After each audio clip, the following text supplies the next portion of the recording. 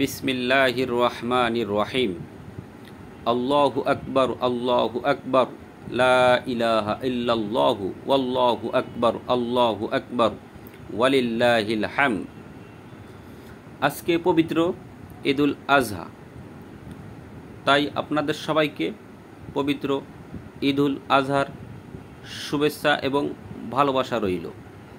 আপনাদের সবাইকে জানাই ঈদ মুবারক, ঈদ মুবারক, ঈদ মুবারক। আশা করছি আপনারা যে যেখানে আছেন সবাই খুব বেশি ভালো আছেন। আলহামদুলিল্লাহ, আমিও ভালো আছি।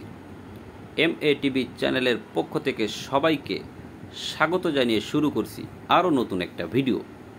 আজকে যে ভিডিওটা হতে যাচ্ছে, আজকের ভিডিওটা একটু স্পেশাল, যেহেতু আজকে স্পেশাল একটা দিন, ঈদের দিন, তাই ভাবলাম স্পেশাল দিনে আপনাদের জন্য স্পেশাল একটা ভিডিও নিয়ে আসি।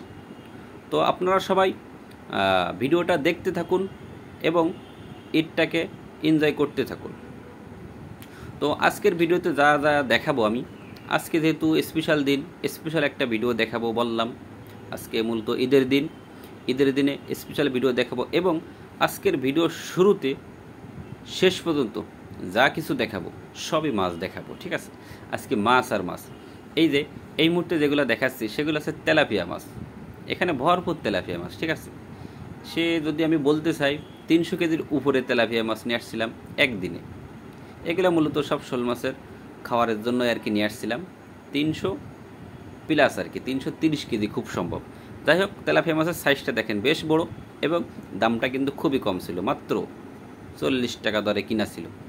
তবে আরও একটা কথা বলতে চাই, সেটা হচ্ছে মাঝে তেলাপিয়া মাছের দামটা বেশ বেশি হয়ে গেছিলো, যেমন 60 টাকা, 70 টাকা, 75 টাকা পর্যন্ত আমি মাছ কিনছি। তবে এই মুহূর্তে যেহেতু বৃষ্টি হওয়ার পরে সব জায়গায় খালে বিলে পানি ভরে গেছে, সেই কারণে মাছটা একটু বেশি পাওয়া যাচ্ছে এবং মাছের দামটা আগের থেকে একটু কমে পাওয়া যাচ্ছে এখন, ঠিক আছে?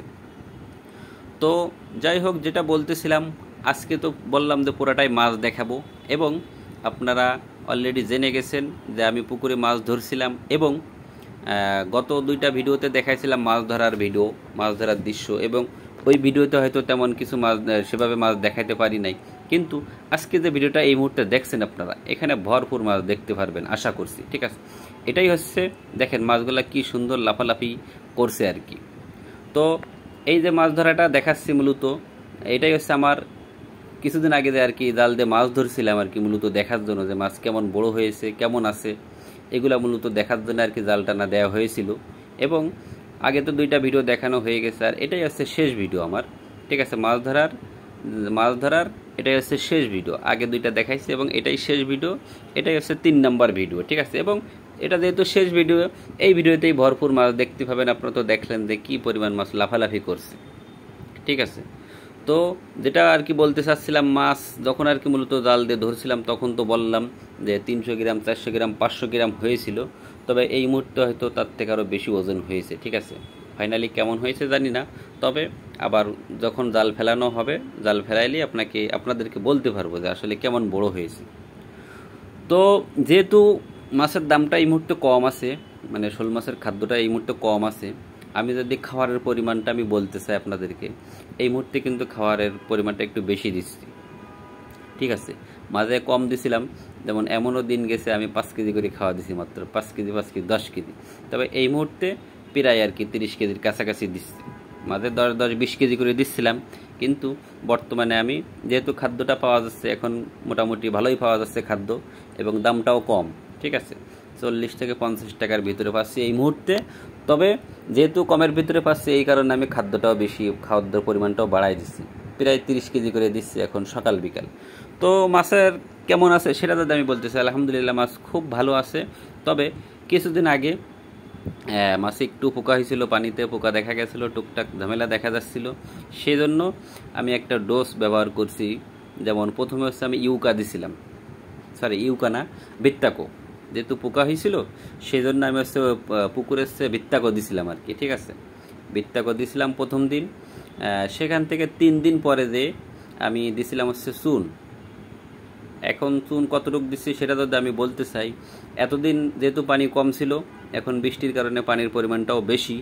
তবে সেই কারণে চুন অথবা লবণ এগুলো পরিমাণটা বেশি করে দেওয়া লাগছে, তার কারণ হচ্ছে পানির পরিমাণ বেশি। এই জন্য এতদিন আমি চুন অথবা লবণ দিতাম মাত্র 1.5 থেকে 2 কেজি করে, এখন যেহেতু পানির পরিমাণ বেশি এই জন্য আমি এখন 3 কেজি করে দিচ্ছি। যেমন ভিত্তাকো দেওয়ার পরে 3 দিন পরে তখন চুন দেওয়া হয়েছে, তখন দেওয়া হয়েছিল 3 কেজি চুন দেওয়া হয়েছিল।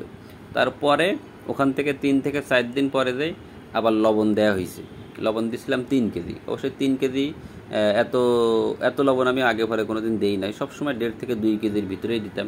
তো যেটা বললাম পুকুরে পানি বেশি, সেই কারণে আর কি লবণ চুন এটার পরিমাণটা বাড়িয়ে দিছি। অবশ্যই লবণ এবং চুন এটার কার্যকর অনেক বেশি, উপকারিতা অনেক বেশি, আমরা আসলে জানি না। ঠিক আছে, অনেকেই আমরা জানি না, জানলেও আর কি মানার চেষ্টা করি না। তো আসলে আমি নিজেও তো আপনাদেরকে উপদেশ দেই, কিন্তু আমিও হয়তো পুরোপুরিভাবে মানি না। ঠিক আছে, এই জন্য আমি আগামীতে আর কি টার্গেট করছি, মানে আগামী যে ব্যাচটা আমি পুকুরে ফেলাবো ওই ব্যাচ থেকে টার্গেট করছি যে নিয়মিত, মানে প্রত্যেক মাসে 2 বার করে, মানে 1 বার চুন 1 বার লবণ, এটা আমি কন্টিনিউ দিয়ে দেবো। ঠিক আছে, কারণ আপনি যদি প্রত্যেক মাসে চুন এবং লবণ দিয়ে যেতে পারেন নিয়মিত, তাহলে আমার মনে হয় না যে আপনার পানিতে টুকটাক যে ঝামেলাগুলো হয়, পোকা হয়, তারপরে আরও বিভিন্ন সমস্যা হয়, আমার মনে হয় না যে আপনি যদি ঠিকঠাক মতো লবণ এবং চুন দিয়ে যেতে পারেন তো আর কোনো সমস্যা হবে। এই জন্য আপনারা যারা চাষ করছেন তারা তো দেবেন, এবং আমি নিজেও আর কি দেওয়ার চেষ্টা করব। এবং আরও একটা কথা নতুন চাষি ভাইদের, যেমন গত বছর অনেক চাষি ভাই আর কি বলে রাখছিল যে ভাই আমি শোল মাছ চাষ করবো 2024 সালে, শোল মাছ চাষ করব, এবং 2024 সালে তো অলরেডি 6 মাস হয়ে গেছে। তো সেই সমস্ত চাষি ভাইরা এখনও করছে, মানে যারা নতুন আসতে চাইছিল যে সমস্ত ভাইরা, তারা এখনও করছে যে ভাই আমি শোল মাছ চাষ করব। কিন্তু আমার কথা হচ্ছে ভাই, আপনারা শোল মাছ চাষ করবেন ঠিক আছে, কিন্তু এখনও শুরু করেন নাই কেন ভাই? বছর তো প্রায় শেষ, আপনারা এখনও শুরু করেন নাই কেন? খুব শিগগিরই শুরু করে দেন, কারণ শোল মাছ শুরু করতে হয় মূলত মার্চ থেকে এপ্রিলের ভিতর। মাস থেকে এপ্রিলের ভিতর যদি শোল মাছ চাষটা শুরু করা যায় ওটাই সব থেকে ভালো।